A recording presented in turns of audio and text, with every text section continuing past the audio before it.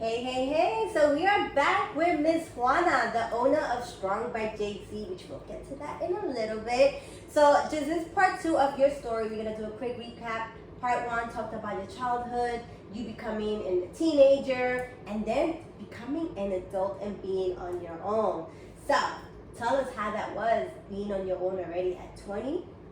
Hi guys, thanks for having me again. I'm so excited to get the story out. We left off in my 20s.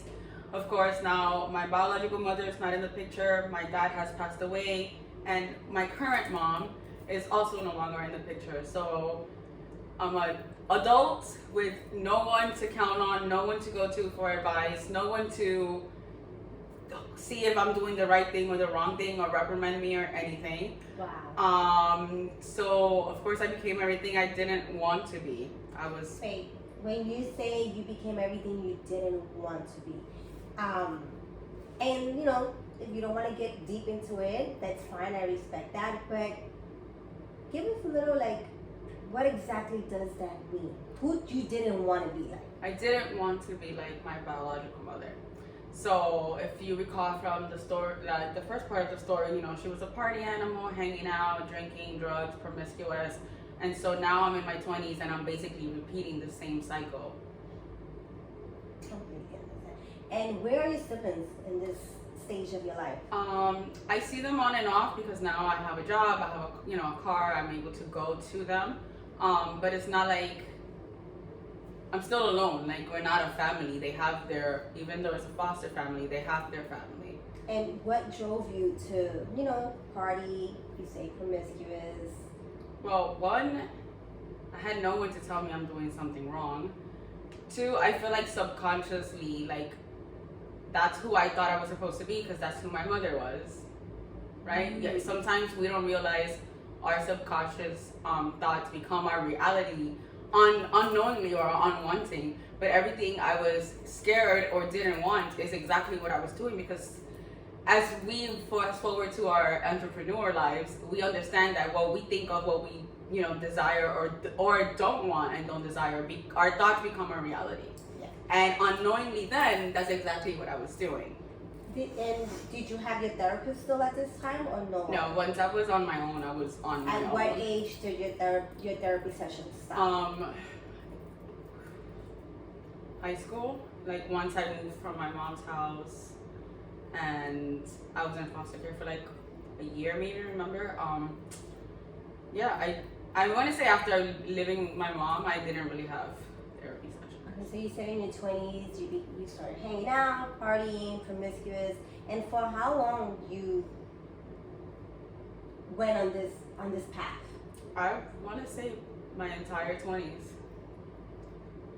Wow. It wasn't until I found a job, which is who relocated me to New York, that my life slightly changed. But So you said relocated to New York, so you were in Florida. in Florida this whole time still. Yeah. So you came to New York at what age?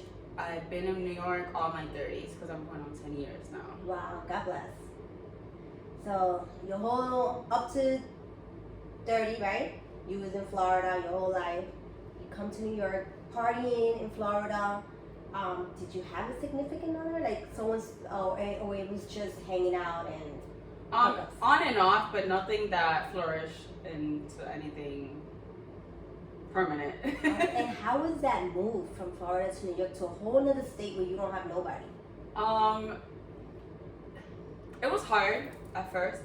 All I knew was work, like when I moved here. So all I did was work. Like, literally I would leave the office at like 10 o'clock at night sometimes. So you packed up in Florida, came to New York. You already had an apartment out here waiting for you?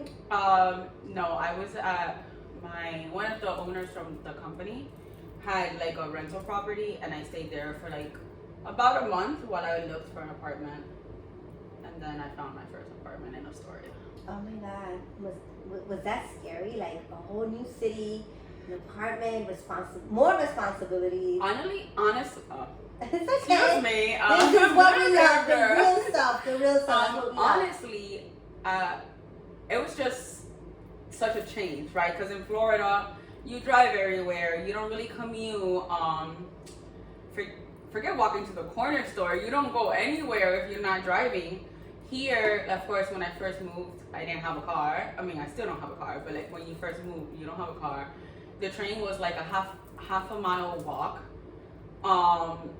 I didn't even know how to take a train, so the first couple of times I literally got on going the wrong way coming home, because going to work I was on the last stop, so I couldn't go the wrong way. But going home, a couple of times I went the wrong way. I didn't have friends, so I didn't have a social life. That's actually the first time I actually lost any weight, because all I did was work, go to the gym once I finally found a gym that was close by, and I started eating healthier, and I actually started my first MLM back then. And wait, when you say, so for how long this lasted, where your life was just consisted of work, going to the gym, eating healthier, and you started the entrepreneur back then. For how long this lasted? And before you met any friends out here? So about a year, because my first year I was with a company, like I said, that relocated me here. I was actually there 11 months. On my 11th month, they said they no longer needed my services. Oh my God! So how was that? Like, the company moved you out here, and then all of a sudden, 11 months later, they don't need you anymore. What do you do? At first, I was pissed. I'm like, what do you mean you don't need my services? I moved my entire life for you. Like, I started your business from scratch here. What do you mean you don't need my services? Obviously, New York is at will state, so no, they don't need a reason to let you go. They just tell you bye, and that's it. And it works the same way the other way around. Like, if I don't want to work somewhere, I don't have to work there. Yes. But yeah, so I was pissed, but they did give me a severance pay. Like, I had enough money to hold myself off for a couple of months, but I said I'm gonna give myself 1 month, and if nothing happens in that month, then it's meant for me to go back home. Like, wait, so if in 1 month it was not meant, you was gonna go back home to home where? To Florida. But again, start looking for a place out there, Yeah, things like that. Okay. I was gonna need a new home and car, everything. So what happened in that month? In 3 weeks, I had 2 job offers. Sorry, I had to clap. That's amazing. That's amazing. Yeah, so I actually started working at Macy's when it was still Macy's.com, separate from stores. I was in their .com department, and I learned a lot. Like, honestly, I'm so grateful for everyone that I work with there, because I learned a lot, but I also made a lot of friendships, and so the social life came back to the picture. And I started hanging out. First, it was like every other week, because you don't want to look like a drunk to your coworkers, right? And then we started going out every week, and then we made real friendships, and we were going out on the weekends, and Wait, like you say that. real friendships. Are you still friends with those people till today? A few I am. Okay. We don't. They still work at Macy's. I obviously have been worked at Macy's in 6 years, I think. Okay. But like every now and then we'll touch base. I made friends of friends that work there, so they're still. I mean, Somehow they're still part of your they're circle. still around, just not like on a every week type of thing, or every month even sometimes. So the partying life came back around. How was life different partying in New York than Florida? Well, for one, at first I didn't know about Uber and stuff, right? So I was like, I'm gonna be drunk and I'm gonna get on a subway home, and what if something happens to me? And When you go the wrong way? Which did happen. Sorry, I just had to throw that in there. It did happen more than once. But my fear was like, what if something happens to me? And that's still my fear now, because I still like hang out and socialize and overdrink. I mean, now I get on an Uber, not that that's necessarily a better choice, but because still something could happen. Yes. But getting on a subway drunk, I was like so scared. So now you're in your early 30s, you're out here in New York, made new friends after a year, new second job. How long you stood there working? I was at Macy's for 4 years. And then after that, what happened? So now you're in your mid 30s. Are you still going to the gym? Not as much as I used to. I've What actually happened? put on all the weight back, and then some, socializing, partying, eating bad. Wow. So you gained all the weight that you have lost in that 1 Yeah. year, I had lost about 60 pounds 60 pounds, and you on gained, my own. Like, oh no, nice. yeah. So then you gain all that weight back.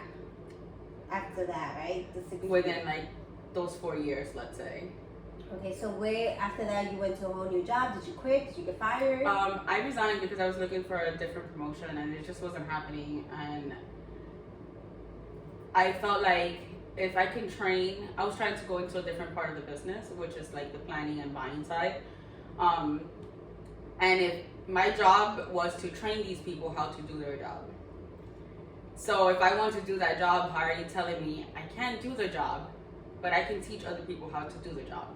Yeah. So I had a bit of a, if you don't want me to leave your department, tell me that and value me, but don't tell me I can't do something that I train people to do. Okay. So it was a little conflict that I had, and I was just not willing to continue to deal with it.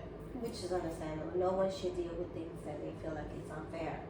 So you resigned, and for how long you stood at home, or did you had an opportunity, a job offer right away? The minute I resigned, I already had a job lined Oh, up. girl, even better. Like, oh my God, that's so amazing. Like, especially being under New York. Yeah, it's expensive as heck over here, and you can't just say I'm gonna quit. Like, I mean, there's been times I've been pissed off and I said I'm gonna quit, but responsibilities come to play, and you can't just quit and not have something already lined up. So any job that I have resigned since I've been here, I've had a job already lined up. So is that the job you have now, right now? No, I've had Macy's, Gap, 32. I've had like 4 or 5 other positions since I've So been here. in that transition, so you were already in your mid 30s. You gained the weight back. You've been in different jobs. How's life going? Are you still being a party person, promiscuous? Still in a significant other, kids? No kids. I was actually pregnant twice in my 20s, but didn't happen. Sorry to hear that. One was I was going to have. I was 5 months pregnant. I went for a checkup and there was no heartbeat. So we had to obviously remove it or I could die. The second one was a one-night stand, and obviously I decided to be responsible and not bring a child that was not gonna have both parents and so on. Did the other person knew? Yeah. Okay. They know. He was a friend of my sister. Okay. Yeah. So now we're like in your late 30s. How much? What's your current, like at that time you had said you gained your weight. So what was your highest weight? My highest weight, which was before I went for surgery, was 297. And what surgery did you go for? I had a gastric bypass 2018. Was it because your health was at risk, or it was something that you chose voluntarily? No, my health actually has always been really good. My doctor we used to have this inside joke that I was very healthy for a fat person. Because, I mean, I'm 5'2", 5'3" on a good day. On a good day, okay. You know what? I'm going to use that. Like, I'm 5 feet on a good day, if not 4'11". Yeah, depending on the shoes and whatnot. I've always, I had asthma as a baby, and, obviously that stays with you forever. But aside from asthma, I've never really been sick. And my doctor used to tell me, you're very healthy, but you need to get your weight under control. And so I had enough, and I one of my physicals, I was like, okay, I'm ready to talk about the next thing. I just decided I needed to do it. Okay, and how did that go for those that probably are considering doing that surgery? So it's not something that you could say, doctor, I want surgery, and you go right into surgery, because a lot of the people that are overweight, it's because either they have medical conditions, right? So I'm not gonna negate that. But for me, it was just my relationship with food. It was my coping mechanism. So if I was depressed or I was sad or whatever, I needed to go eat or have a whole pint of ice cream or whatever. That's what made me feel good. Or go out and party and, do stupid stuff. So the weight obviously creeped up because I was out partying, eating, and you know what I mean? So the reason I had weight loss was because I was overweight. But the reason I was overweight was because my relationship with food was not where it needed to be.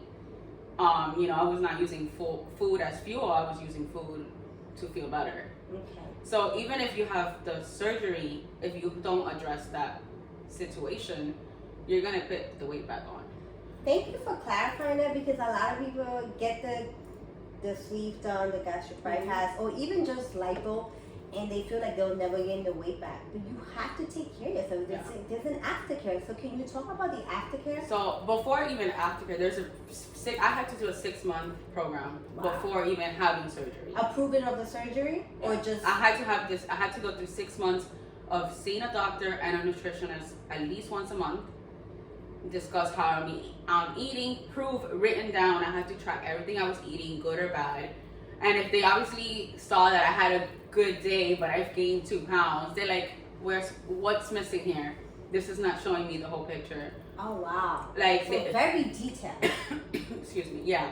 Like I had, even if I went out and had 5 margaritas, I had to put that I had those 5 margaritas because those margaritas have sugar, have calories, and that's the reason why that week I didn't lose any weight. So at the end of the 6 months, what determines the surgery? Like what decision? Like what is the? They want to see that I know how to track my food. They want to see that I can make good substitutions. So for example, one thing that I changed right away is instead of having regular potatoes, I would have sweet potatoes. Or instead of having rice, I started doing like cauliflower rice. Okay. So like, yes, it's by no means the same thing to have cauliflower rice and regular rice. But they wanted to see that even if I went to eat because I felt bad, I was trying to have a better choice. Instead of having a pint of ice cream, maybe I had a frozen yogurt, that I was mentally capable of making the correct choices. So I was just choosing not to. Sounds almost like those 6 months is like a probation period to know if you are capable of doing the aftercare, which is the way you're supposed to eat then also too, right? Correct. Okay, so it was like testing you. Are you really able to do this after the surgery? Yeah. So after the 6 months, of course they approved me to have surgery. I had to just then get all the medical clearance, make sure my heart's good, blah blah blah blah blah. I had to I was lucky. I only had to do 2 days of a liquid diet before the surgery. There's people that have to do like a week because they have to lose a certain amount of weight. I didn't have to lose any weight for my surgery because I was healthy. I was just fat. Okay. So the 2 days, it was just to help shrink my liver a little bit so that when they went in, they wouldn't accidentally poke my liver. Because the stomach and your liver are right next to each other. Oh wow. So surgery day is here. Who goes with you? Are you kidding me? Nobody. I don't know. Your friend? Okay, so you're by yourself in surgery. Are you able to go home the same day? No. I had just started a new job, so I really couldn't take time off. But I had already scheduled surgery, and there was no way in hell that I was not going to have this surgery. So you let your job know? So I took just a Friday off. I told them I'm having surgery Friday. And guys, this is not normal. Do not try this at home. But I had surgery Friday. I left the hospital Sunday, worked from home Monday, was in the office Tuesday. Wait, what did the doctor tell you to take? How many days did the doctor really recommend for you to be at home and rest? No, so I did have to get a okay from the doctor. My biggest fear was not whether I could sit at my job to do it because I wasn't doing any heavy lifting or moving. I was sitting at a desk. Okay. You know what I mean? So like the job itself was not going to hinder my surgery. Okay. It was more of making sure that I could get the fluids in and that, when you're commuting, of course, that whole week I just used Ubers, which hurt my pocket, but at least I felt safe. Okay. But the doctor was fine as long as I wasn't, doing anything that could cause a problem. But by no means, again, do I recommend that. It's just I had started a new job and I couldn't say I'm going to be off for 2 weeks. I wouldn't have had that job. Is that the job you have currently? No. Okay. So post-op, the eating is definitely different. I was on liquids for 2 weeks, and that means like just protein shakes, water, Jello, yogurts, like soup broth, not even like actual soup, like just the broth, because they basically cut your stomach, right, and your intestines and reroute everything. Because everything, for my surgery, everything's still inside. Nothing has been removed. But your intestines get rerouted, your stomach gets shrunk. Like, how does your stomach get shrunk? So your stomach, an average stomach is about the size of a football. Uh-huh. When they do the surgery, my stomach becomes the size of the egg. So what they do is they cut your stomach, sew it, and because now you have basically two stomachs, right? But they're not attached. They have to reroute the intestines so that you still get all the stuff that needs to happen to burn the food or whatever. Oh my god. Yeah. And was it painful, like the recovery? Besides the eating healthier, like was there pain? You know? I don't recall really being in pain, and also a lot of people say they get sick and whatnot. I don't recall being sick. I only had one time that I ate something that I actually got. They call it bubbles. It basically makes like you feel like you have to vomit, but it's just spit coming like literal bubbles. Oh my Literally, God. it's weird. It's scary too. It only happened to me once, and I hear people that are literally constantly sick the entire time. Luckily, like I was not. Amen. So, what was your weight when you went into surgery? The day of surgery, I was 297. And how fast did you start seeing the results, and how much weight have you dropped? Within that first year, I lost like 120 pounds. Wow. How was that for you? Are you kidding me? Amazing. Wow. Yeah, 120 pounds total lost.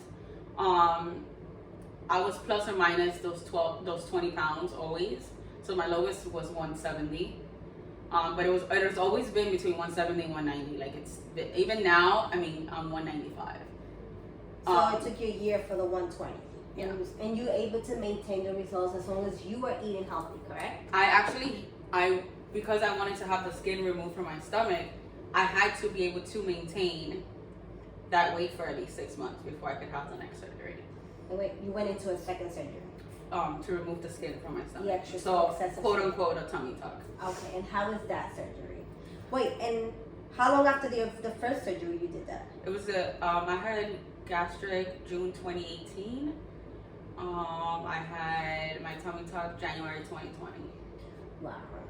So it's going to be a year and a half since your tummy tuck. Wow, that's amazing. Yeah. How do you feel? Are you loving every result of everything? Was it worth putting yourself under the Absolutely. needle? If I had to do it all over again, I would do it all over again. I would just do it sooner. So, like, what would you tell to someone that's listening to you that has been considering doing this surgery? Do it. Do it Do it. It's the best decision I ever did for myself. for yourself. Love it. Did that change your self-esteem or anything? Your confidence?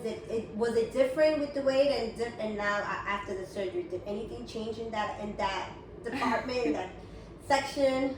So, funny enough, when I was 300 pounds, I was the most confident person in the world. Love it. I was, excuse my language, that bad bitch. That's like it. there was no guy I wanted that I couldn't have. There was nothing that I couldn't wear. I was 300 pounds in a two-piece bathing suit at the beach. I was that girl. Once I started losing the weight, your body, you do go through like a little body dysphoria, and because one, sometimes you still see yourself like that, but the clothes doesn't fit the same. Okay. Two, like you're seeing your body change. You know, when you lose weight drastically, your body doesn't have time to tighten up. So that's how people get left with a lot of extra skin. So now you're seeing all this skin, and it's like you want to wear Spanx because you want to hide it. So like I feel like definitely my confidence went down, not up, during the weight loss process. Once I had the tummy tuck, it definitely went back up. Do I think I'm as confident as that 300-pound girl? Definitely not. That girl ruled the world. There was nothing Oh my God. that and which is totally weird because obviously I'm smaller. Obviously, like I look physically better. Not that I was cuter or uglier. I just physically look better. But I don't know. There's just something. There's something there. Something, yeah. Hopefully we can get it out somehow and figure it out and bring back that confident girl. Definitely. So this is your life as an adult. You made a drastic change to move from Florida to New York, multiple jobs, continue the party life. Now with the surgery, are you still, like after the surgery, did your party life continue in promiscuous life? I still party, and when I party hard. Wait. Okay, what do you mean party hard? Because party hard like, could be like drinking and like loud music No, and like- whatever hours. Like be So more I- specific. So the drugs are not really a part of it. I have in my 30s dabbled here and there, but it's not like a requirement. Wait, you said in your 30s you've dabbled here and there with? Drugs. Do you mind saying which drugs? Drugs. Okay. That's fine. But like in my 20s, it was it was like a must. Okay. If I was partying and I needed whatever substance we were gonna do that day and alcohol. In my 30s, I party and I drink a lot. Every now and then I've done drugs here and there, but it's not something that is a requirement. But when I drink too much. Like I don't know when to stop, and it is something that I need to work on because that could be dangerous as well. But yeah. So this is life in her, Juana in her 30s, New York city girl, experiencing a whole new city, jobs, surgery, a physical, change basically as well. And then your brand came, right? When did this thought of building a brand and where did the name come from? So wanting my clothing line has been something I've wanted ever since I was little. My sister has been slim and tall all her life, obviously. Mm-hmm. I've always been a chubbier child. So I couldn't model, but my mom wouldn't allow us to go anywhere by ourselves. So if she wanted to go model, I had to come along. And I would sit there and draw because like I couldn't model. I just had to make sure she wasn't by herself. What makes you think you couldn't model? I mean, at that time, models today are different than models when we were little. Okay. Models when we were little, everyone was like a little toothpick. Now we have plus size models and we have Ashley and we have all these beautiful, voluptuous women that model. Back then, that was non-existing. So I would sit there and draw. So wanting to do it's always been there subconsciously. It's just that now we're putting into work. What made you put it into work? What happened in your life that you said, you know what, it's time? Honestly, I think everything just lined up. There wasn't a specific decision maker. It's just, when I started with It Works, we have this whole group and we empower each other and we push each other and we show each other that we're capable of so much. And that just helped push me to do it.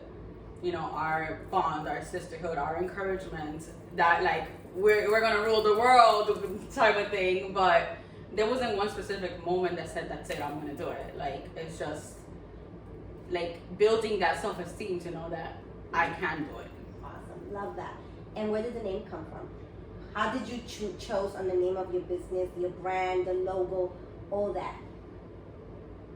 So strong, I think that's, if there was one word to describe me, that would be the word.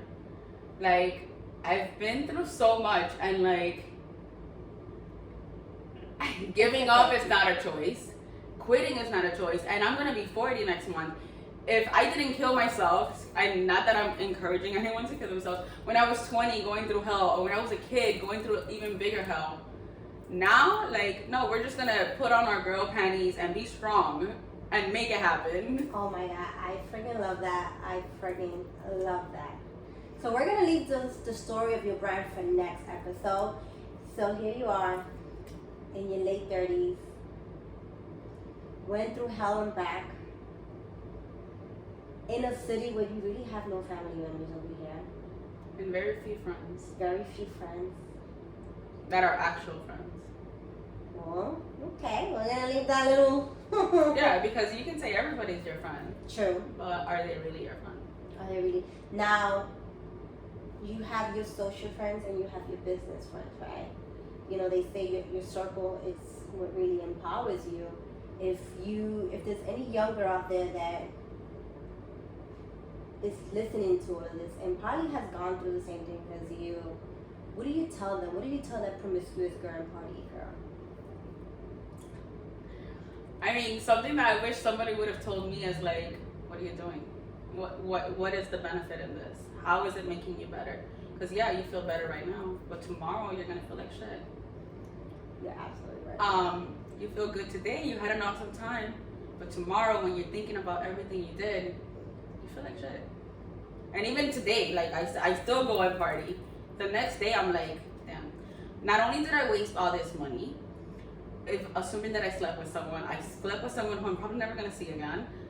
And now I'm hungover, spent all this money, and I'm unproductive when I have 3 businesses.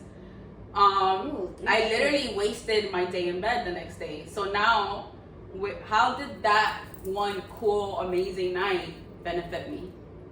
Absolutely. Is there any books you're reading right now? Right now I'm reading a book called Unfuck Yourself. Okay. It is basically about teaching you how your thoughts become reality, which is like so amazing, because there's so many things that I'm like, oh my god, subconsciously I do think that, but like you don't think that your subconscious become your reality. It's teaching you how to not have expectations, because those expectations limit your reality. It teaches you, it's a really good book, definitely recommend, 10 out of 10. But aside from that, I have like a lot of books that I read, mostly self-development and self-help books, to help me just be stronger and know that I can get it done. Besides the book that you're reading right now, is there has been a book that literally impacted your life and changed you? God, I'm looking at my books because I'm like, which one am I gonna pick? Like, which one like stood out to you the most? Be like, wow, I needed this. I can't pick one because Girl Boss was amazing. It's definitely one of my first entrepreneur books that I read. There's, I can't even see the name, but there's another book that I don't want to go. I know we're reading. Out of the Cave is really good if you're dealing with depression, and like he's a pastor and he went through depression, and he like, it's like unspoken that you're this godly person, you're not supposed to feel these things and blase. So it's a really good book for that too. GoPro is obviously really good if you're an entrepreneur. He teaches you a lot. You're a Badass is a good book. You got a good list on there, lady. I'm like, and there's like 3 new books that I have in there that I have to read that were recommended. So reading was never something I did, but in the last year or so, like it's something that is required.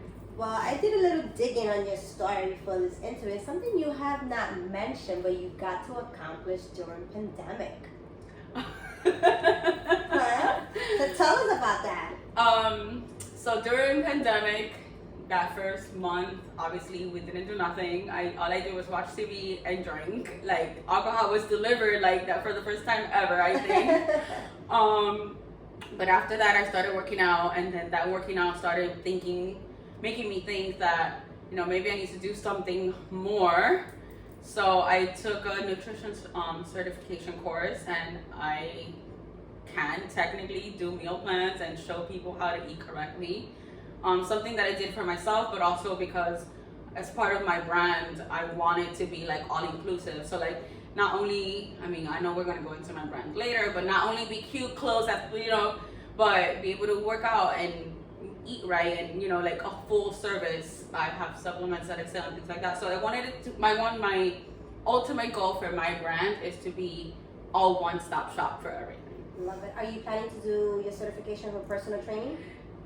I bought the course. The goal was to do it, but then I went back to work. It's still something I want. It's coming. It's not on top of the priorities right now. Okay. Because there are other things that I'm working on that have taken a higher level, like a bigger priority than me being a personal trainer. Awesome. Well, thank you so much for sharing your life, like really personal stuff. Some people don't like to talk about their surgeries or their partying days, or even being promiscuous. Some people are ashamed of that. And I'm very proud of you, girl. Come on, like take my hat off for you.